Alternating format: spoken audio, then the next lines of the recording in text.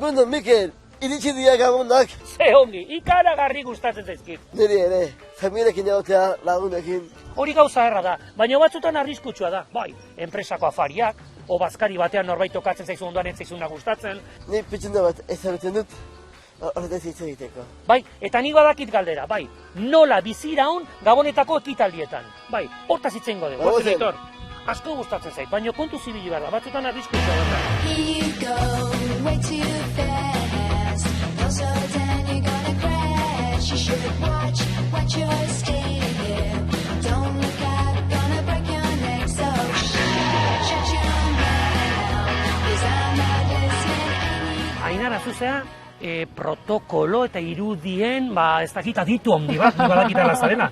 Bueno, alde batetik ni ari naiz Donostiako zinemaldian eta Donostiako musika amabostaldiko protokolo arduraduna naiz. Eta bestetik enpresekin eta partikularrekin ere lana asko egiten dut. Aizu, eta holkure bat edo gomendiore bat enpresako bazkari horretara joateko? Adibidez, lehenengo gauza hori, oso kontutan hartu behar dugu enpresako ekitaldi bat dela eta kontekstu hori oraindikan bertan gaudela, ez? Eta gero adibidez, burua oso hotza izan, hainbat gai edo, gian ez delako lekua tokatzeko. Normalean ez ditugu politikari buruz edo erlijioari buruzko gauzak ateratzen zen, batzuetan... Niri futbola ez gustatzen. Zer egin dezaket hori moztu ahal izateko? Bagian beste gai bat atera dezakegu.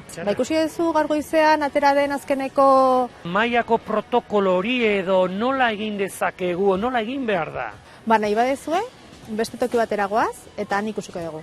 Osongi, bai, goazen Aitor. Hori ikasiko dugu berriz ere.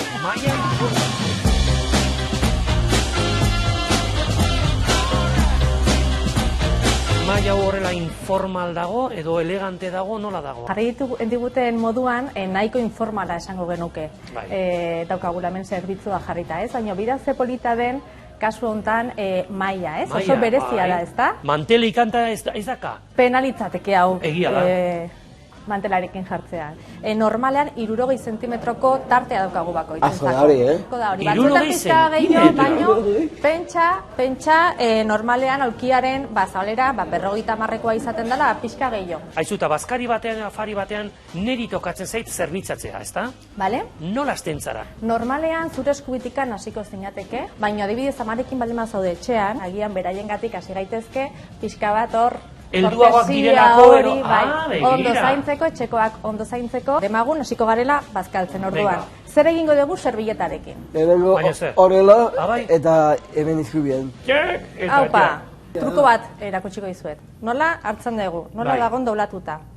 Ni horrela, uste baldin badet belaunen gainean, garbitzerakoan, hartu, Amigo. Eta lagostina jateko nola egin badiago? Sardeska eta lagunarekin noizbait probatu duzu. Oso zaila da. Oso zaila da. Posible da ondokari ematea zuritzeko? Demagun norbait zuen etxera atorrela, prestatu duten plater batekin edo poste batekin eta zuei ez zaizue gustatzen. Nizien duken, niri gustatzen ziten zerbait, eskatu. Nik seguro probatuko nukela. Eta segurazki ez bazait gustatzen gezurra esango nuke. Betetan nago eta bukarara arte iritsi nahi, beraz. Hori ongi dago egitea, ezta? Oso lana ona indezu. Claro. Eta... Zuzena da egia ez ezatea? Bueno, diplomatuak batzuetan izaten oso ondotoriko zaigu. Nik pila bat ikasi dut. Zuk ikasi duzu? Ni ere azkar. Aurtengo gabonak izango gara, kristonak. Baietz Aitor. Bomba. Bueno, Ainara, plazera handi bat izan da. Eskerrik asko, gonbidapenarengatik. Ongi segi, agur, jatetxe elegante batera joaten baldin magara Aitoraren zientzia bagatik. Bueno, Aitor. Nik Ainararekin ja ikasi dut protokoloa goitik bera, ikasi dut. Erlijio eta politikari buruz ezin da hitz egin, karo, servieta nola jarri, ongi garbitzeko, dena. Lehen ez nakin orain bai. Bueno, Mikel, urtezal gauean, perfecto egingo diago. Hori dudarik ez izan, perfecto ez urrengoa, moldatuko gara. Niten dena ikasi dut. Ze artista Ainara, oso nada. Oso nada.